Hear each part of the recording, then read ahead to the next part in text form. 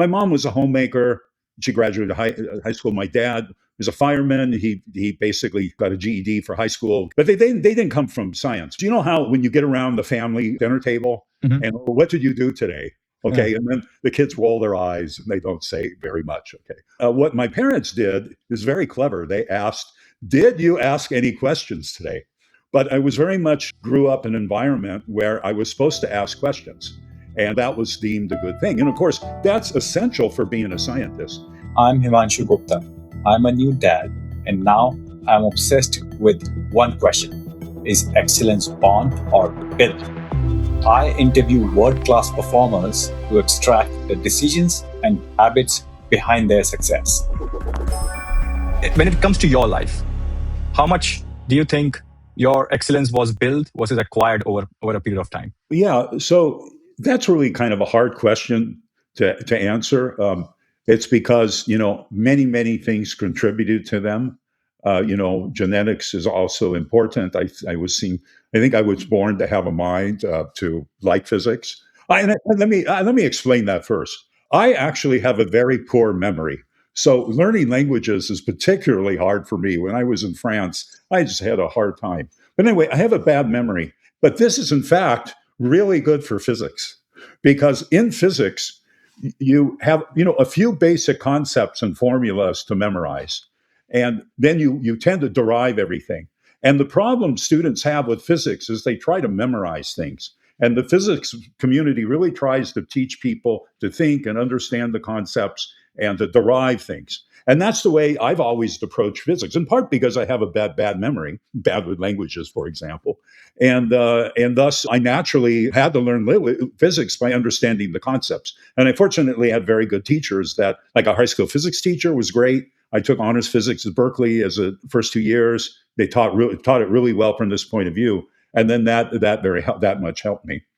But going a little bit more to the environment, I think what was very good is my parents did something that was very clever to train me as a scientist. My mom was a homemaker.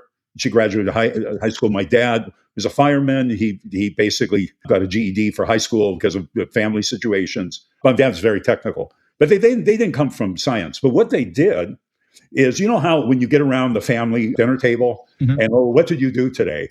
Okay, and then the kids roll their eyes and they don't say very much. Okay, but what my parents did is very clever. They asked, "Did you ask any questions today?" And then, okay, what did you ask and what did you learn, et cetera, et cetera. But I was very much grew up in an environment where I was supposed to ask questions. And, that was deemed a good thing. And of course, that's essential for being a scientist. I go to a physics conference and people give talks. I always have lots of questions to ask. And I'm kind of not shy to ask it. I think most physicists are shy. I'm not shy. If I look bad because I don't understand something, yeah, so be it. But usually I ask a question because there's, something a little bit subtle about it that needs to be understood and, kind of start the conversation. And because I need to understand what's being presented in kind of my logical framework that I understand physics. But this is really good. Now, what happens for the parents out there is kids are naturally curious, but they kind of learn over time that adults get annoyed if they ask too many questions. And you have to, I understand that problem, but I think you have to, make sure that you spend the time. So, when our kids were growing up, the nice thing is that I could explain things at depth as far as the kids wanted to go for physical reality. And then if there's anything related to biology, that's my wife's expertise, and she could do the same. So we had most things covered, maybe not business, but okay, most scientific things covered. And I think that's a good thing. But, I think for most people, maybe you don't know science, but to emphasize that, and maybe, okay, let's do a internet search and find out what the answer to your question is. But yeah, you have to encourage this. I think that's really critical. So a lot to unpack, John. You were born with poor memory, and as a result, you had no other choice but to lean towards physics.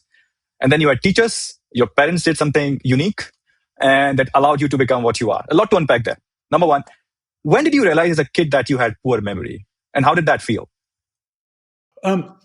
I don't know if I ever put it that way when I was a child. I mean, what happened is, I generally did well in all my classes, especially math and science. But when I took my language classes, let's say in high school, there was a real difficulty. And then later on, when I lived in France for a few years, I saw that.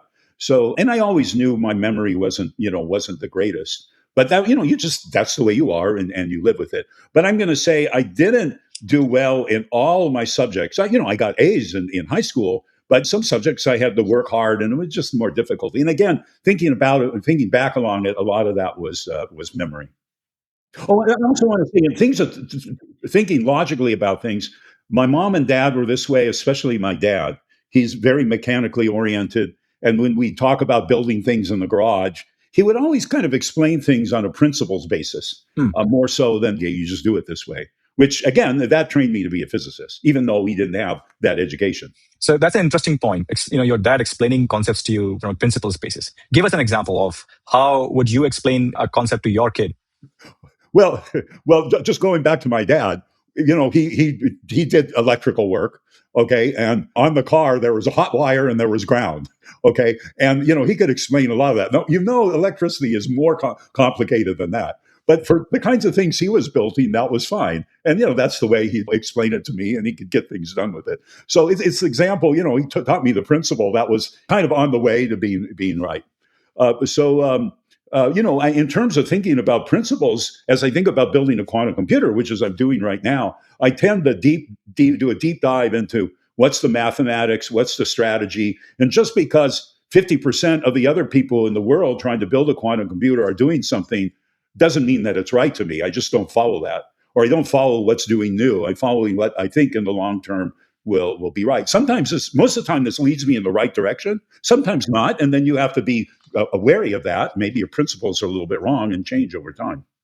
So thinking from first principles is a habit that from your childhood that you still carry. Are there other habits from your childhood that you still carry even now? Yeah, the problem is it's so ingrained in yourself that you don't necessarily think about that. But I would say, just perseverance, and if you have a problem, you want to work hard to try to solve it.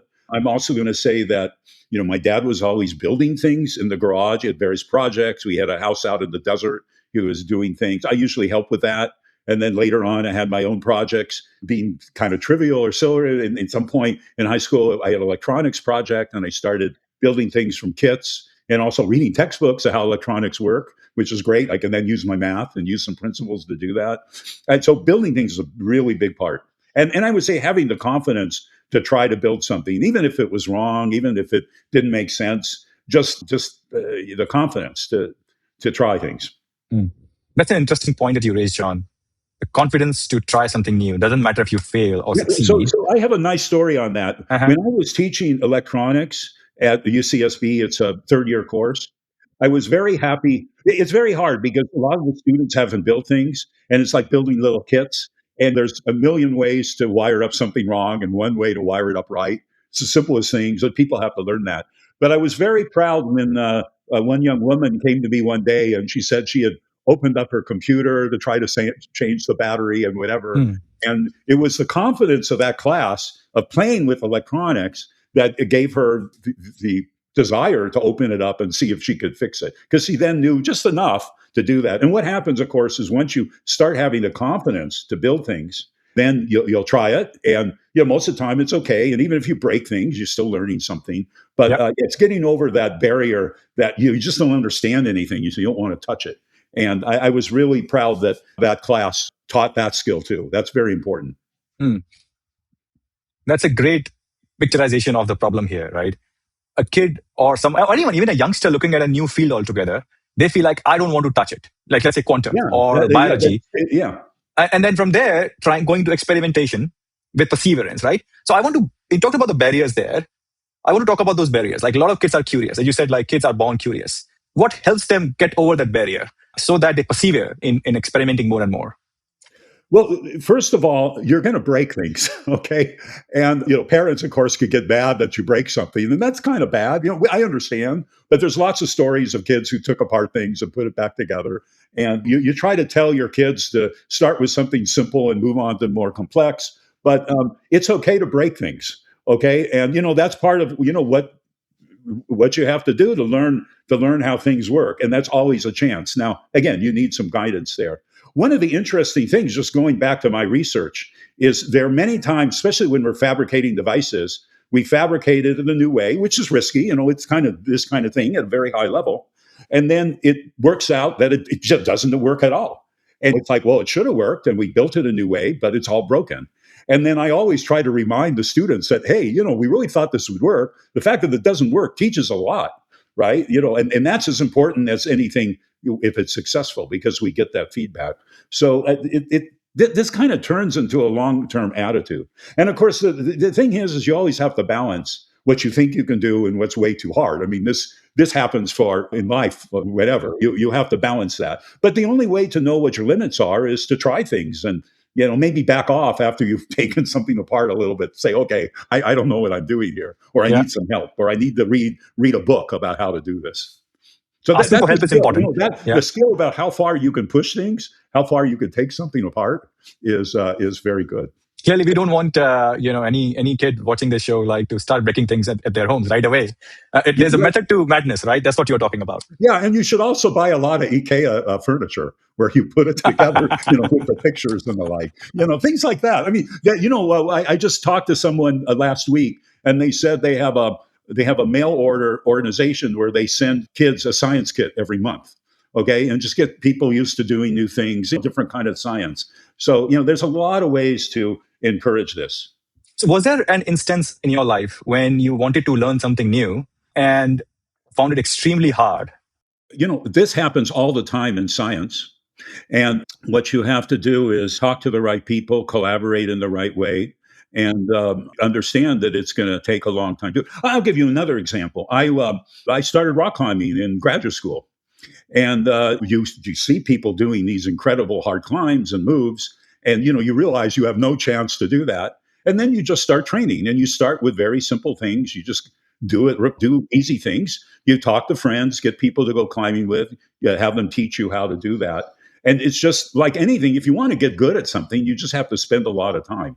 And I think, for example, this happens. Let's say children in high school, they can join the marching band, they can do some music group or whatever. Initially they may not be very good, but if you practice it and you're around other people and it's a good teaching environment, good learning environment, then you can do it. So there's this concept that you can get really good at something if you just put in time and persistence and do it. You may not be, Olympic athlete. Most of us won't be, and you may not be, the star of the football team, but that you can, gain a lot of knowledge and technique. And this is very important, for example, in high school, because once you realize you can get good at something by being persistent and doing something for a long time, that kind of applies to many other skills that you want to do in your life. But if you really want to learn that, say in junior high or high school, when you're young, when you have time, and it could be any hobby. I mean, our son just picked up our guitar and started playing it on his own, and he got fairly good at it. And it is just because he was interested and worked hard. This is such an important knowledge that that by persistence you can get good at it. And having that realization that you can become good at something if you persevere and continue to practice and give it more time and learn from people. But in this current age, John, right, where the attention span is so limited, right? How do you give youngsters or even like college graduates that confidence that you put in that time and over a period of time you'll become really good at it? Like, how do we break that barrier? Yeah, that's a really hard thing because people want to look at their phones and do things. I'm just going to say that generally, children, young adults have some hobbies and interests, and look at that and try to encourage that as much as you can, and understand that students getting good at something, no matter what it is, or most things, okay, but whatever that is, that's a valuable skill. In fact, that's some of the most important skills. And your children usually have some interest. Now, hopefully, their interest is not social media influencers. Okay, some will do that, but I can imagine maybe that's a skill they can learn too. And then encourage them to think about what does it take to get good at something by practicing it over and over, and help them practice it. Maybe get a coach or help them by searching online to learn about how to do it. Because it's both persistence and working hard at it, but also thinking very carefully about what it is to be good. Okay, and what there's coaches and other materials for that. Yeah. And most people have a hobby. There's something they're interested in. And so having that North Star, what is it like to be good, is important. Yeah, the interesting thing I find is if you're the best at it in your immediate circle, that makes you feel good. But if you're just good at something, Mm. That has a big value because, frankly, when you grow up, the chances of you to be the best in your field is very small. Now, you're talking to someone who was awarded the Nobel Prize, but believe me, that's not why I got into physics, and that's not why I loved it. I just Yeah. thought it was great. It happened to you, and if it so happens that you become best, yeah, and I understand that's motivation, but don't feel disappointed in yourself that you're not the best. It's someone's better than you. If someone's better than you learn from them. Okay, so there's also a kind of mentality there that just gathering the skill is something worthwhile for you. Mm. So in your case, clearly Nobel Prize was a byproduct, not the North Star you were chasing. You just enjoyed physics. Yeah, doing science, discovering things when you do an experiment, writing the paper, giving talks. That's what's really exciting about doing science is sharing this new knowledge. You're an explorer, right? But can I ask you, it might be a controversial thing as well, John. You talked about very interesting in science, being very good at it versus being the best at it, right? What I see in the current field, is even with PhDs or even with some of the professors, I mean, I graduated from Stanford, is this race towards being the first at it. Yeah. So that's definitely science. Science awards you for doing that, and there is a race. And I'm going to say that motivates me some, but I'm going to say I want to do something well, and I want to understand it.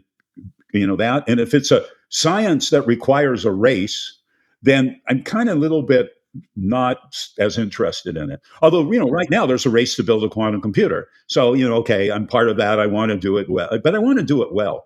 Now, what's very interesting, for example, is for my thesis experiment, which was the Nobel Prize experiment, was what it was awarded for, there had actually been some prior papers that kind of had claimed to see it. Okay. But the problem was the papers were a little bit murky. It wasn't completely understood if they had actually seen what they seen. It's consistent with it, but doesn't prove it. And then what we did is try to do the experiment really cleanly so that there was, very, very clear proof that we were seeing quantum tunneling and not some noise issue and the like. And also we understood the experimental physics better by understanding the microwave environment was really important. And, that's why we were able to do a clean experiment. But I would say more importantly, by setting the physics knowledge and the concepts really firmly, then it was clear what to do next for all the experiments, and eventually, led to superconducting qubits. Okay, which is a big field, and why this is such an important thing. But I would say we put down the foundation of what the experimental physics was, and that's what was really important. So I'm going to say in my career, I've always tried to write papers that are very clear, make sure you understand what was going on very physically, and that's what was really important for me. And it turned out in this example that was key, for the Nobel Prize, for example. And that's kind of a artistic creativity kind of thing, much more than being first. Okay, so Artistic creativity. I like the articulation of that term, John. yeah, I like that you can do that in science. It's a different way than an artist will, but you try to paint your science experiment in a creative way, a clear way, and that's something. For example, I learned very well from John Clark, my advisor, and Michel Devereux. They really taught me well on that. Mm. Give us more examples of artistic creativity within science. Oh gosh, there was a paper I wrote around I think 2009 or so on the surface code theory. So surface code is how to take physical quantum bits and Mm. do some error correction on it so that you can make error-free bits. Mm. And up until then, there was many papers written on this, but in my view, it was like reading string theory. It's completely not comprehensible because they use very high-level concepts and whatever. So we worked with the theorist to write a paper that was very clear that a graduate student could understand. Okay, it's complicated enough that that's all that we could go to. And, for example, one of the key ideas of this is predicting what an error, you have qubits with physical Mm. errors, and then what would be the error corrected logical qubit error rate. And up until then, they did computer simulations, blah, blah, blah. Well, what I did is I had a very simple model where you use high school statistics. Okay, it's I think that everyone knew. And you Uh, built a little model and you use high school statistics, and then you could more or less reproduce what you did with computer code.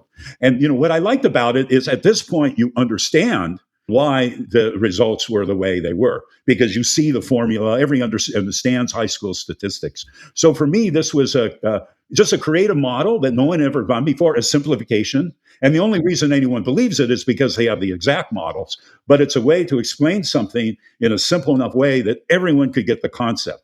Okay. And they know kind of how the thing works and why the formulas are the way they are. So the So, way yeah. you are defining creativity, John, is and this might be my interpretation for it, is defining concepts, complicated concepts in simple ways that everyone can understand. That's one way of. And I, as a university student, was exposed to this with the Feynman lecture series on physics, Yeah. which is very well known for in the physics community. That he taught a class and explained the concepts in really a different way. And a lot of times he could explain very complex concepts, advanced concepts, but by simplifying the model in some way, you could really understand what's going on. Why does it matter, John? Like, especially for scientists to write papers in ways that everyone can understand. From what I'm aware of, they want to write papers in a way that the committee can understand.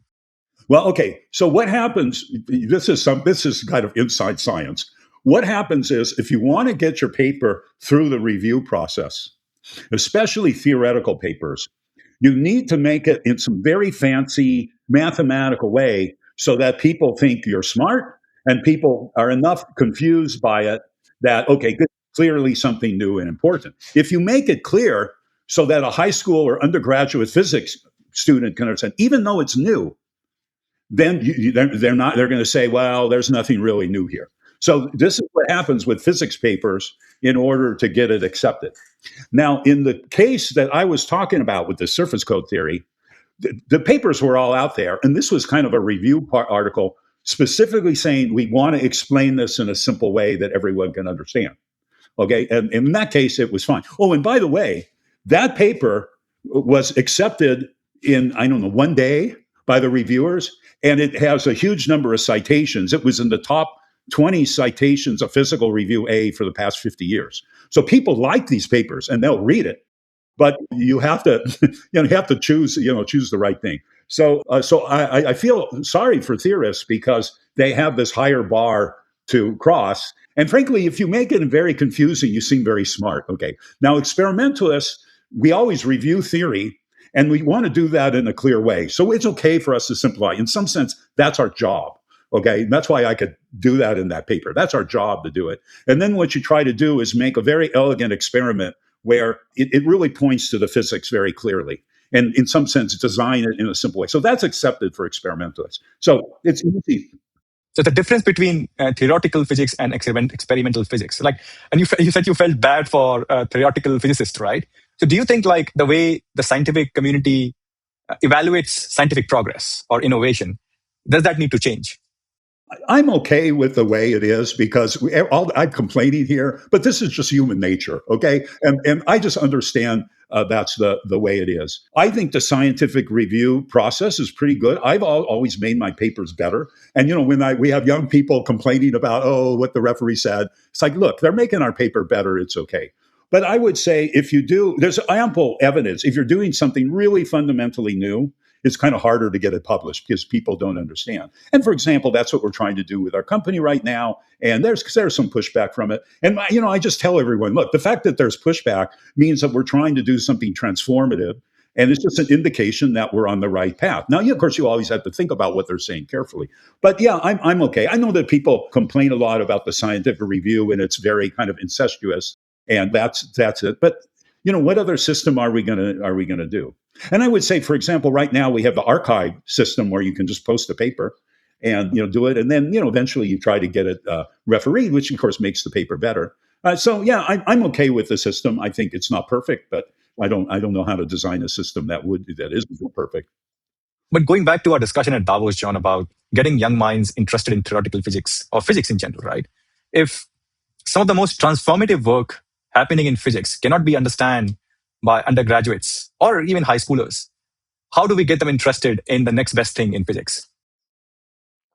You're young and you're thinking grand thoughts, and it's this whole idea that you have to study something for a long time to get good at it. Okay, and if you want to be an Olympic athlete, you have to train for years. It's the same thing for a physicist. And there's a lot of things you learn. I tell undergraduates that are, let's say, a senior undergraduate, that they've taken all these classes and the like, but you really don't know anything about doing research yet. It's a whole different world. And that's what, if you go to grad school, that's what you learn how to do. And it takes you years to master that. So, that's kind of the way I think about it. But what I would say is, as you're learning the physics along the way, do you enjoy it? Do you like the challenge of solving problems? I mean, that's a big deal in physics. You have problem sets. And if you like solving the problems and getting better at solving problems, because that's kind of what they're teaching you, the physics, but they're also teaching you new techniques to solve problems. And if you enjoy that, that's kind of a good indication of what physics is like. It's like, you're training to be an athlete. Do you enjoy all the hard work of training? Do you enjoy competing whenever you do? And just to make sure that you have that enthusiasm and wonder about learning all these concepts, because it's a lot to learn. And then eventually you see all these cool ideas that people came up with that, when you get trained far enough, you might be able to discover some of those rules too. I mean, that's has been a big thrill in my journey, is being able to contribute to the knowledge of physics. And, whether it's big or small, that's what's nice. But it's very hard to know how far you can get or whatever. But clearly you want to do something that you want to see if you enjoy doing this. Yeah. And physics is very different than other fields because you're really learning how to solve problems. You're not looking up a formula in a textbook. I'm going to say if that's what you like or that makes sense to you, then yeah, that's not everything you do in engineering, but that's more engineering-like. And, building things based on, understanding what's out there. But physics, it's all about discovering, new solutions or understanding how something works in a new way. And, that's what it's all about.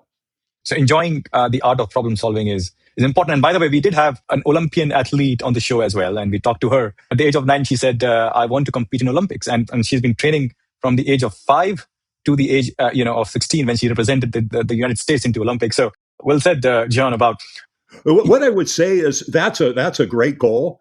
The problem is, most students, they just don't have the genes or coaches or talent or anything to do that. But, it's the journey along the way of learning to be mastery. Whatever level you get to is great. The nice thing about physics or academic is, you train yourself as much as you can. But let's say you can't be a professor for some reason. That's okay. There's a lot of nice jobs out there. Just getting good at something and figuring out how to use that is a reward in itself. That's very important.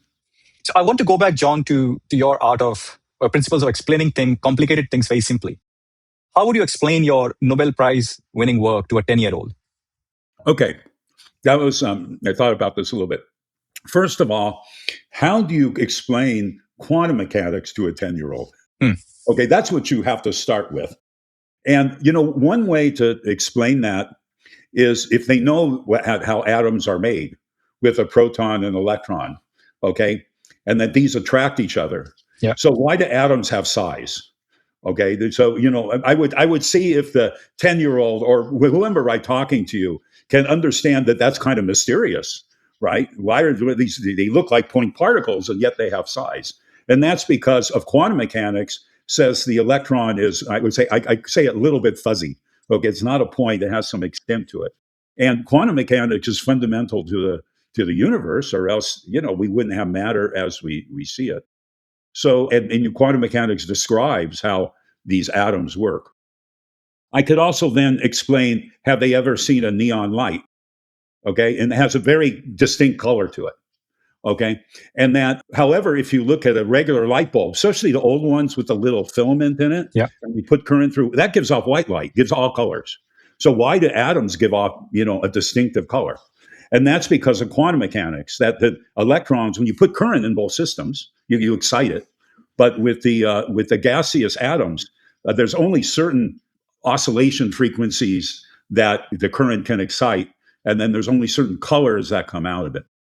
So you have to start with a long discussion on quantum mechanics, and some of the everyday things we see that we take for granted is actually coming from. And this was people didn't understand this 100 years ago. This was just all very mysterious. And then they figured it out. And then I would say, well, giving you examples of how atoms work, it's like kind of the physics of the small. And then what I would say, what was important about my experiment is that quantum mechanics just not was for small things, but also works for electrical circuits that are about this big. And you have currents and voltages, in those wires that also obey quantum mechanics. And then, that's an interesting thing is that quantum mechanics has more applicability than small things. And then in the end, we're trying to build this thing called a quantum computer out of it, which is what's so interesting about it. That's very beautiful, John. The transitions that you made. But how did you make the leap from quantum mechanics or quantum physics explaining atoms to quantum physics explaining circuits? Like someone who is just learning about quantum physics, how would they make that connection? Well, there's two ways to think about it. First of all, this was first proposed by Anthony Leggett, the Nobel Prize winner, who just died yesterday, day before yesterday. So, unfortunately, but he proposed that this could be a solution to the Schrodinger cat paradox, a very famous physics paradox where you set up an experiment where some radioactive thing decays, a measurement circuit, and if it decays, it kills a cat. You put this in a box. Mm-hmm. And then if it's 50% cat dead, 50% alive, is the cat in dead plus alive quantum superposition before you open it? And then you open it. And then Anthony Leggett proposed that, we have no experimental evidence at all that these macroscopic systems can obey quantum mechanics. And he proposed it for this electrical circuit version. And he said, look, no one's ever tested this before. Someone should test it. Okay. So, that was the motivation for it. Now, most people believe that we would see quantum mechanics, but it is a good point. We wanted to test it. And I would say at the time, we very much appreciated his kind of philosophical justification for it. So we tried to do a very clear experiment that definitively proved whether we'd obey quantum mechanics or not. And that was very important in the way we set up to do the experiment. And then in terms of doing that, there's a machinery of quantum mechanics to describe it, where you first describe what the energy of the system is, and then you crank through, this very detailed algorithm on how to say you quantum mechanically solve for that. You just crank through that. Physicists know how to do this, okay? And yeah, the machinery that was invented, quantum mechanics was invented for, had nothing to do with microscopic atoms, okay? It just things. So use the same machinery, which is kind of nice, but it means that this is a very general machinery. It's hard to get into a condition where you see it and where it's valid, but if you set anything up right, then that's right. So it's a much more fundamental, machinery than you started with like atoms or light or photons and electrons, things like that. I see. That's a great playbook, John. And another interesting thing was the thought experiment that you mentioned earlier, right? From another Nobel Prize winning scientist on this, making a leap from atoms to electrical circuits, macroscopic electrical circuits. And this is something that even I feel curious about, and not just for kids, but like for general scientific minds in general, is what is a thought experiment, and how do we know, are we thinking in the right direction or not? Well, yeah, a lot of times what you do is you come up with, the thing is with science is, in the end, you only know if it's correct or not if you do an experiment. You can have the most beautiful theory, but okay, does it make sense with experiment? And a thought experiment is something that you don't know how to build right now, but it leads to some conclusion that maybe is paradoxical or makes you to think about it. And these have been very useful. And what's interesting is a lot of the thought experiments that were made with quantum mechanics, because it's a very strange theory, eventually kind of got implemented when people had more technology. And if you look at how people are building quantum computers right now, they're designing these very intricate experiments, which were beyond even what thought experiments were 50 years ago, but still very intricate, that tests it in a very precise way. So this is a part of the creative process. Like Schrodinger cat paradox is a very artistic idea to get people to think about, how unusual some of the fundamental principles of quantum mechanics is. And it gets people to think better. And then in the end, it gets them to design a real series. For example, there were the Bell's inequalities, which the Nobel Prize was awarded to a few years ago, having to do with this concept of entanglement that people were quite confused about. Einstein was confused about it. Well, and it was just he brought it up as something that was kind of strange about this. So this is a big part of physics. So, do you think what constitutes a great thought experiment? And do you think so let me rephrase. What are the components required internally as a quality inside a young scientist or a young mind to create some more practical thought experiments? Yeah. So what happens is the world around us is very complicated. Okay. And there's a lot of physics, a lot of chemistry, all these things going on. And what you're trained as a physicist to do is to design some experimental apparatus that that can ignore all this other physics going on and focus in on the one piece of physics you're interested in. And how do you design it and describe it in a way that is like testing one thing or maybe two ideas, okay, a minimal number of ideas. And that's where the creative artistry comes in is, do you understand physics well enough to get everything else ignored and to do a very clean experiment? And that's what, beautiful, when people see a beautiful experiments is because you've been able to simplify. And in the end, you get a result that is very dramatic, okay? And I'm going to get going back to the neon light. If you design an atom classically, you excite it in a gas and you're going to see white light. But you look at neon and you see these colors. Okay, that's a really good experiment because, well, why aren't you seeing a white light or a near white light out of this? Because classically, that's what you predict it to happen. And Yeah. because of that, something strange is going on. And then you have to figure out what the physics is. And of course, the physics is complicated. It took people a while to do that. But that's what you do. So, neon light, that's a great experiment in its own mind. I mean, people discovered it by looking at the sun and its light and seeing dropouts there, but a good experiment just brings it. Or, in the case of neon light, it's a matter of describing it in a way that is very, very paradoxical. And people like paradoxes, right? And this is because we're pattern matching brains, and if it doesn't match our previous pattern, oh, then we kind of pay attention to that. And So there's no set way to do this. It's just that that's what you try to do. I see. Let me unpack that, John. So of course, you talked about fundamental understanding of physics concepts is important, right? For as far as thought experiments are concerned, and then innate level of curiosity. So let's take these two pieces. I have a 9-month-old baby, and once let's say he grows to 8-year-old or 9-year-old boy, and I'm taking him with me somewhere. He observes the light. He asks me this question, Dad. Okay, he understands basic concepts of physics. Why is it light, this neon light, blue or green or whatever, right? Then what's next? What do I tell him to basically take this curiosity into a thought experiment? Yeah, I don't know. For example, I just know that in quantum mechanics, that fundamental idea is you have energy levels, Hmm. and then when you make these transitions between energy levels, you see colored light, Yep. and then you would have to go in and understand that. But I don't know how many Nobel Prizes were awarded just to understand that. I mean, these are really complex issues, and you can talk about the various history and the like to understand that. So, in some sense, to explain that is hard. Now, what's nice about physics is, your child, your student can start learning about physics in different way. And there's all these discoveries that you see over time as you study it that are really amazing and beautiful experiments that show this, so that you gain an appreciation for that.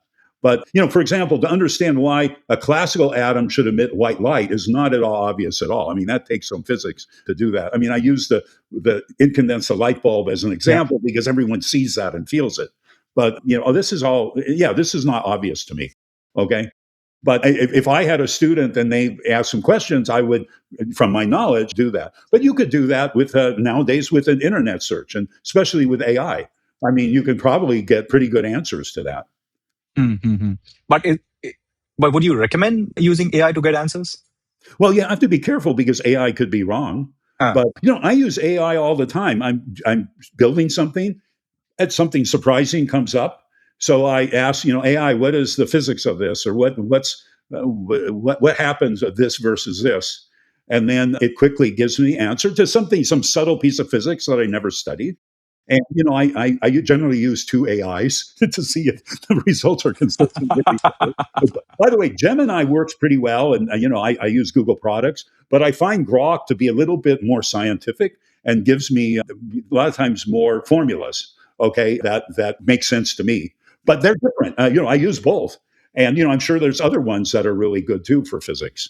So you always have to be careful about that. But yeah, that's what I would do, I think.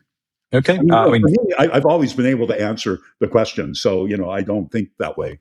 But I think that's a good tool, and also to work with your child to search together, and then try to figure out, well, is this correct? Is it telling me the right thing? It's a exploration you can do together.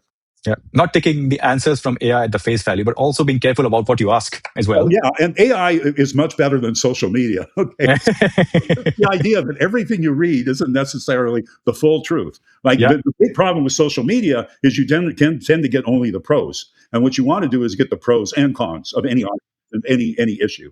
And I would say, you just have to be careful. But that's a general life skill that not everything people tell you and not everything you learn is going to be true, and you have to be. And that's easier for me because I was always brought up to question everything.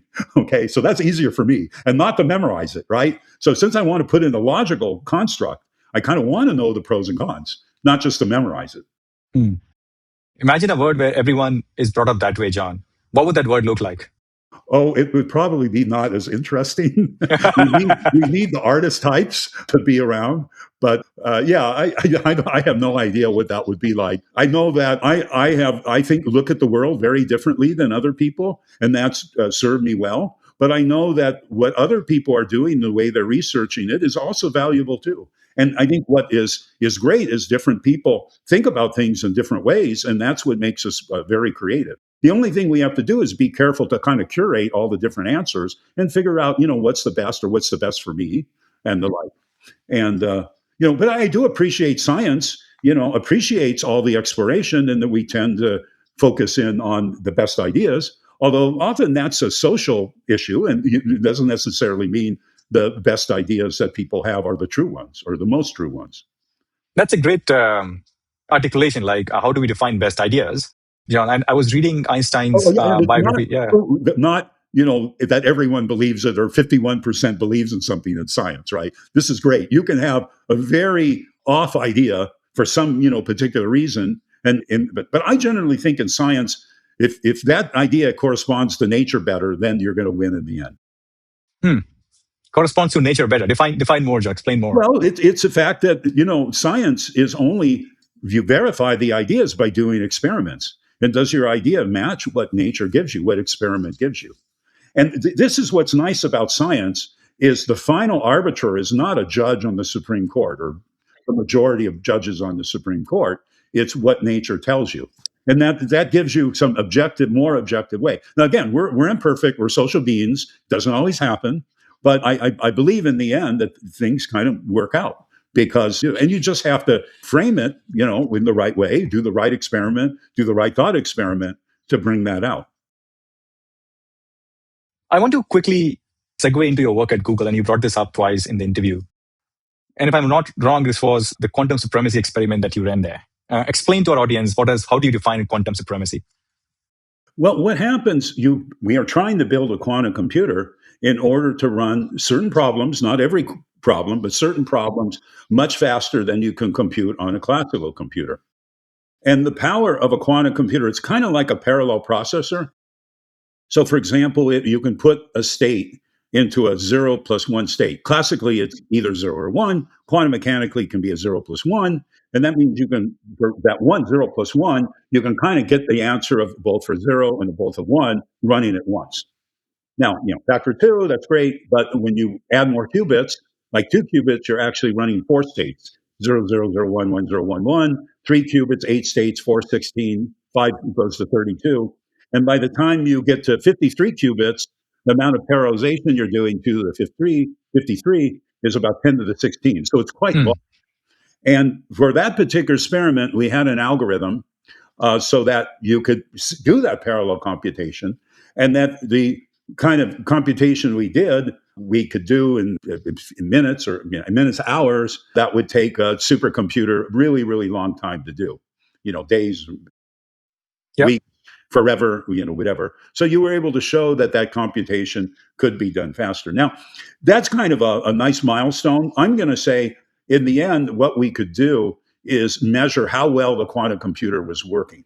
Now, because these qubits are real qubits, they're a little bit noisy, they have errors in it, and the probability of success was low to do the computation thing, but not zero, and it's good enough to show the effect. And what I thought was very important from experimentalists said that how imperfect the quantum computer was could be accurately predicted by looking how perfect each of the individual qubits were. And what it says is that the imperfection of running the whole algorithm is more or less what we expected. In fact, you compute it, again, from high school statistics class. Okay, very simple. Whereas the quantum mechanical calculation is totally complicated, but the errors can be computed quite simply. And what it meant is that we were running this complicated quantum computer. There weren't any additional errors that we hadn't thought about, and that the errors we had thought about in the future, we can correct for them and make them better and build it. So it kind of said that fundamentally, the laws of quantum mechanics, let's say, would enable you to build a powerful quantum computer, at least from what we understood at the point. So powerful computation, it's a mathematical problem, but also that the physics was all working right. And those are very important things to demonstrate. What was the most non-obvious insight that you had that allowed you to design that experiment? So what happened is when we were designing experiments beforehand, we were always trying to do it very well so that when we did an experiment, it kind of worked well. I put it this way, like in a race analogy, we didn't fall over the finish line, like we were totally exhausted. We, ran through the finish line saying that we could do something harder. Okay. And what happened is we kept doing harder and harder experiments. And even though this was, it's like going from a quarter mile to a marathon. Okay. Even though it was a complicated, hard experiment, I thought we were doing things well enough that we could attempt that. Now, this was kind of a high stakes experiment. Many people thought it would take years and years to do this or be really hard and whatever. I kind of thought, this was within reach. And of course, the team had to work very hard to get everything to work. There's a lot of inventions they did along the way to get this to work. And I'm really proud that people were able to do that. But, I wasn't quite sure that it would work out. Maybe there would be some other physics and it could be, kind of dirt physics that I hadn't thought about. Okay, I thought it would work, but you just don't know until you try it.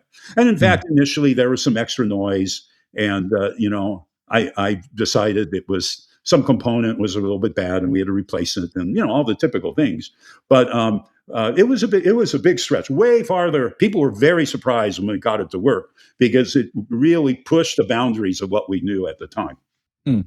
But why does it matter to the world? It matters because it means, in principle, you can build a quantum computer, that the physics will allow you to do that. Now, there's good reasons to believe that's the case. When you look at basic physics, but that's all theoretical. I mean, you want to show that. And then, I think we showed it in enough detail that people could see what the data was looking like. And it meant we had to make it better, but that was a lot of good incremental progress needs to be made. I see. So quantum supercomputer is possible. That's what you showed. That's what it meant to me. I mean, clearly there's a lot of things you have to improve upon. Okay. And we saw what the deficiency, that's what's good about the experiment, is you can look at where it's not perfect and you can kind of get a sense of what you have to do. And then, afterwards, there is a clear list of things to understand. So in your current startup, right, from Google to now, what problem that you're trying to solve first? Or you're not even thinking about a problem yet? Okay. So after quantum supremacy, I knew that we had to make the qubits better in a variety of ways. The Google management changed at the time that they wanted to take an approach that was different than I had thought. And, I stuck around for a while and it was just very clear that they wanted to do their own thing. So what are we trying to do different at Qolab? First of all, we're really working hard to manufacture the qubits better. Right now, they're doing some process step called liftoff, which is like a stencil. You put on what's photoresist, expose it, and certain windows are you then evaporate aluminum, and then you stick it in acetone, and all the aluminum where it was the stencil was underneath it gets lifted off. It's very dirty. No one makes chips this way. Okay, this is just not the way to do it. So we have to make it more reliable. The other thing we have to do is we have to build a control system that controls the qubits. This is very different than standard CMOS, where you have a classical control system. It's very complicated. It's large. And what we're doing is working on building that control system better. So the basic concept is we're thinking about manufacturing, and also that we're thinking not as physicists who are trying to build a quantum computer, but we're really working with the best people in the semiconductor industry who knows how to do this just with general technology. And then we're the bridge in order to say, well, you have to take semiconductor processes and modify them in order to make better quantum bits and better control systems. So we're kind of the interface between the knowledge of the semiconductor industry and what you need to do for quantum. So in the end, it's all about manufacturing. We have to get much, much better at manufacturing qubits. And again, this is not typically how physicists think who are running the programs, especially most of the programs are run by theoretical physicists. Yeah. Okay.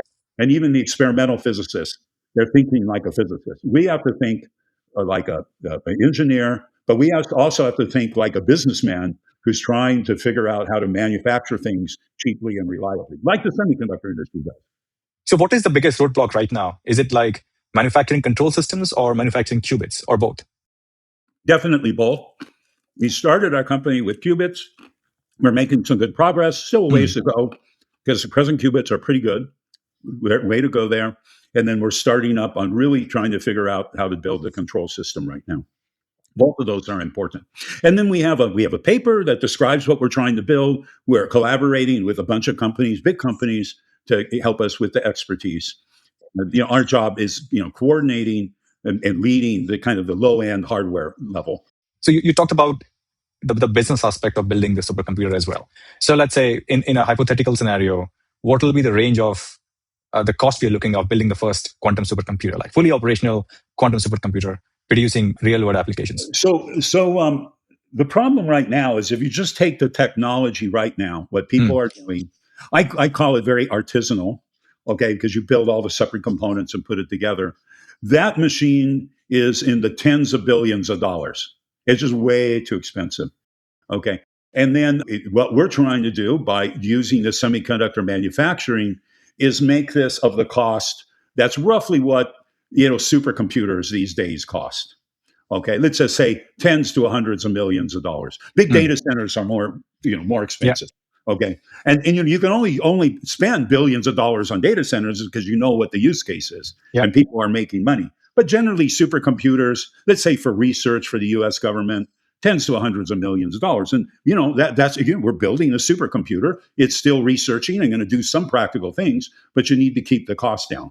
So that's kind of what we're targeting. And I would say our plan is to be able to do it in that kind of price range. Again, we're doing this to keep the price down, but also if you want to make it reliable, you want to make the qubits better. This is what you have to do, because this is what happened with the semiconductor industry. It's not just cost, but performance has been performance.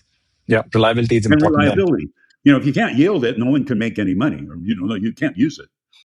Absolutely. You made an interesting point, John, about applying quantum computer to solving problems more efficiently, or like think of this as a parallel processor. Are there problems that a quantum supercomputer would be able to solve that are not solvable by a classical computer? We talked about problems that are currently being solved by a classical computer that supercomputer, like quantum computer, can solve a lot better and faster. What about problems that have not been solved so far by a classical computer? Are there some problems like that? Well, yeah, and I'm going to say the application that I like to talk about, and partly because I'm a physicist, okay, is solving quantum mechanics problems for materials, chemistry, maybe drug discovery, things like that, okay, where people have solutions right now using a classical computer. It's just that they're really slow, or if you get big enough, they can't do it anymore because you need too much memory or it takes too long. So there are, the basic idea is you map, the quantum physics of a molecule, which is, of course, why it's so hard to solve, to a quantum computer. And the mapping, because they're both quantum mechanics, can be done. It's not trivial, but people have understood this for quite a few years now. And there's a natural way to do that.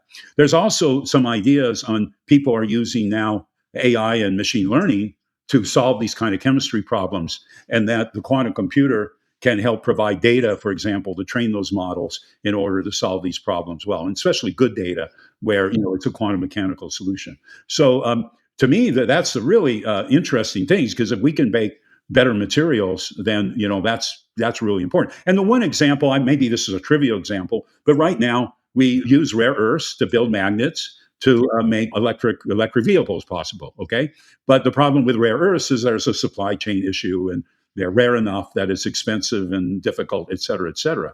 Well, if you could design the materials that use not so rare earths, okay, that's maybe more ecological to mine and process and build, then that could have a huge impact in the world. So, materials and materials discovery is a really important part of technology, especially when we want to have technology available to everyone. Okay. Again, this can happen, and we all know this. Whenever we're building something, electronics, we designed my kitchen. My wife designed the kitchen using a computer program to simulate things to make sure you're doing right. Well, we can do the same thing with quantum systems too. Yeah. What's intriguing here, John, is of course, discovering new molecules, discovering new materials, and their performance under various environments, but also the economic impact of that. I'm thinking about, like, you look at electric vehicle supply chain. That's $1 trillion supply chain. That's a huge it's a huge economic impact, and it could be very transformative, not just for the not just discovery, but the whole supply chain issue. It's like, what's the economic impact of classical computers? After almost 100 years, okay, it's not just selling the computers; it's the way it impacted technology, and that's why we're so excited about building a new kind of computer. It's really, it could be really, really large. Yeah, and to your point, we are looking at potentially creating new supply chains altogether that don't exist right now. Right. Yeah, exactly. Or maybe a supply chain that exists that is cheaper and more abundant, right? More abundant. That's perfectly fine, just by using whatever we have now and circumventing. And I'm sure, like, some of these rare earths are always going to have special applications, but we might be able to do things in a different way. Makes sense. A quick segue about talking about AI models, John, and the AI chatbots, right? And we briefly touched about that in the earlier question. How is, like, a young kid trying to learn from AI chatbots? Like, what should be their mode of learning? Like, how should they evaluate what's the right way to learn versus what not the right way to learn from an AI chatbot? Okay, I'm going to give an example of physics. Okay, that's people really have to understand. A physicist, your unique value, is able to solve problems that have never been solved before. And it could be that you have a different way to look at it and you use some unusual mathematics or something. But if you already know how to solve it, then the engineers are really good at that, right? And they have the tools and whatever. But it's the ability to do something new and to take an abstract question and, first of all, write down what the model is. Okay, it could be a simple model, and then solve that. That's what we do every week when you study physics, when you're given your problem sets. There's a concept that we want you to learn about. We give you a problem set, and those problems are making you kind of invent a solution in your own mind, and you can figure out the problem if you understand the ideas. And besides understanding the ideas, you're also understanding how to solve problems better. Now, when people take physics, some people love physics because they can solve the problems. That was me. Many people find this very difficult, and they learn a little bit, but maybe shouldn't be a physicist. Okay. The thing I want young people to understand is most of the problems right now that are assigned to you, you can look it up. And if you look it up and say, "Oh yeah, now I see it," and write it down, you'll turn in your problem set.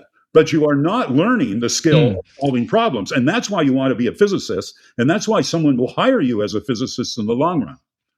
So, students, you have to have some discipline to try to figure out how to solve the problem on your own, because that's the skill. In fact, that's the valuable skill you're learning, not turning in the problem sets or getting an A. I mean, you're trying to figure out how to solve problems on your own. And in the end, you're going to get on your final exam, you're not going to be able to look up AI, so you have no idea how to do that. So what I would say for students is resist the temptation to look it up. Okay. Now, if you need to work on some of the harder problems in a study group where no one's looking it up, that's okay too. Not as good as figuring out yourself, but generally it's a social. Everything's social, so you can learn something. But I would say as soon as you look it up, you can turn in your problem set, but you kind of have failed in your ability to really understand how to learn problems. I understand, sometimes it happens, but you have to realize you're not, it's the failing for many times until you finally get it is where you really learn the physics. Okay, this is the end. It's okay to fail for a while. If you don't know the answer right away, it's okay. Okay.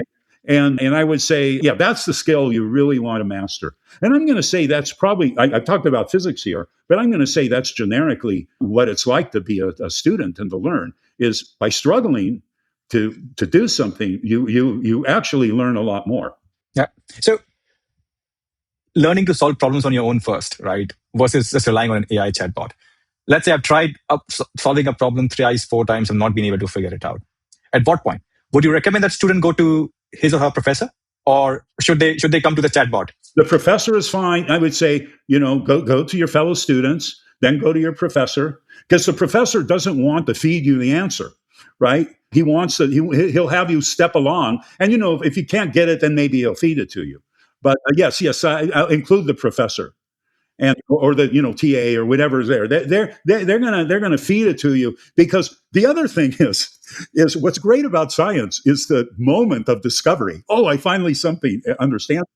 So we want to feed it to you so that you can have the moment of discovery. Because I don't know what happens. Maybe there's like a chemical thing surge in your brain, a dopamine surge, where you get really happy that you figured it out, and then you remember it. Okay. So you want to have that as much as you can. And I would say a good professor, good TA will kind of take you up to the line so that you can figure it out on your own.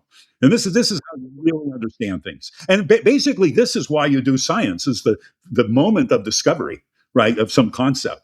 That's so appealing to it. The hurrah moment you're talking about. So do you think that AI chatbots should not be allowed for students until a particular age? Well, I'm a little bit of favor of being very careful with students with social media and chatbots and whatever. And there's well documented cases, and that they should be outside playing and interacting with their friends and et cetera. I wish there was a chatbot for physics that could tell you those incremental depths, so that you don't get the answer right away. That would be a very nice chatbot, a physics teaching chatbots to lead you up to the solution. I think that would be very hard, and the problem is there's a lot of different like misconceptions people have about physics that you have to kind of break in order for people to understand it. And that's why it's always good to talk to a professor, because you need something that really understands it and understands all the pitfalls too. And this is well known in physics, some of the pitfalls. Yeah. But that would be maybe their product that exists, but that would be good, where they lead you along better. Maybe someone can actually, entrepreneurs listening to you, John, right now, might be able to come up with like a physics AI chatbot or physics AI professor. But it concerns me, John. I think it goes back to our discussion during Davos as well. Practically, it's not possible. I've seen like kids using chatbots and parents allowing them to, like, hey, it's much better than kids doom scrolling on a phone. So are we entering an era where we will run out of true physics minds in the next 2, 3, 4 decades? Oh yeah. Well, that's when I'm afraid, if people are just looking at the solution, and then people will have much less trained and less tools to do that. So at my age, it's great because I got trained in this way, and then basically the other interesting thing is I was trained by physicists who were like in the Manhattan Project, who were really very good experimentalists there. So I got trained by a very special generation where people were discovering all this physics. Okay. So I have the best of both worlds now. But yeah, I'm afraid if people do that. But there'll always be people who learned in a different way, and then they will have some advantage to it. But yeah, things will change because of this, and we don't know exactly how things are going to be different. Yeah. My producer is signaling that we are approaching the end of the show, John. But before we let you go, John, two quick fire questions for you. One, looking back at your life from a child living with your parents to PhD and now Nobel laureate and professor, what's one regret that you have that you should have learned a lot better, or you should have done, or habit that you should have built earlier? What I would say is, I'm very singular minded and focused on physics, and, which, is very good. I think if I would have studied a little bit more on management and, let's say, psychology, and what I've learned over the years is that if you want to be even a scientific leader, you need to have a certain management style of more certainty and, let's say, calmness. Okay. Now, again, part of that excitement or whatever that I had is, I think, part of the reason I'm good as a physicist. But I think understanding more of the soft people skills would have helped me out a lot in my career. And of course, with my new company, I realized this, and I'm working with my co-founders to make sure I do that better. And they, of course, understand this is important for a company and doing their own things to develop that. But this also points to the fact, and I think to tell young people is, in the beginning, if you focus on science or physics or whatever you're doing is great. But as you move into your career, learning these other soft skills, learning many skills is very important. And for example, for the last few years, I've been learning a lot on the tools of persuasion. Okay. And we have to sell a company, right? Our startup Yeah. company. So I've been learning how to do that. And the idea is you want to build up skills in lots of different areas, not just in your science. So that's something that I think people have to recognize as something as important if you want to progress in your career. You don't have to do that. A lot of people are happy, staying, let's say, within some kind of technical realm, and that's fine. But yeah, if I want to become successful in a company, I have to pick up more skills. And from what I'm getting, John, is true excellence in science is not just about achieving something, it's about that ability to continue to learn new things. Yeah, and let me tell you, it's great to be a professional, a physicist, because they pay me to learn my whole career. That's your job, is to learn and to get better. It's part of your job. A lot of times you have to do this a little bit on your own time or whatever, but this is what's great about the job. How many other jobs are like that? There are some, and that's what's great about the professional occupation. Yeah. And the last question, John, is if there are 3 undergraduates in physics, or even graduates in physics students who approach you, John, I want to learn from you and I want to become a Nobel laureate like you. Who would you decide to mentor, and what would you look for in those students that they have the ability to win a Nobel Prize or not? Well, first of all, I would say, and it just comes up in an indirect question. You do not want to have your goal in life to be a Nobel Prize recipient. It's a great honor. I love talking to students and you about it. It's fantastic. Changes your life. But what you want, the chance of this happen is just really hard. There's a lot of smart people out there, and partly you have to be fortunate to be at the right place and right time to do something. Although, on the other hand, if you want to do something, let's say transformational to your field, which could lead to a Nobel Prize, then that's you have to think differently. You have to notice something differently. And for example, this whole idea I said about being good at manufacturing, this is a transformational idea that very few other people appreciate at this point. And so I'm being very direct about it. This is something that sounds a little bit crazy. I mean, to you and I, maybe it's okay, but the people in the field, I've talked to them. People are not interested in what we're doing. They think they're totally fine, and maybe they're right. But it's more of an attitude that you think of something transformational, doesn't make sense. You approach it. There's a risk involved, and that's the way I would talk to people about that. And you just have to keep your eyes and ears open to look for new ideas that maybe not everyone is excited about, but could do something. And then you have to have good ability to separate out whether it's good or a good idea or not, and try it. So aiming for novelty is more important than aiming for Nobel. I would say aiming for a transformational Novelty. Okay. in your field. Okay, that's the way I think about it. That's a great way to cap our conversation as well, John. Cannot thank you enough for imparting your wisdom to our audience, and I'm sure you will inspire many young kids to get into physics, and we won't have AI chatbots stealing our physics minds, hopefully.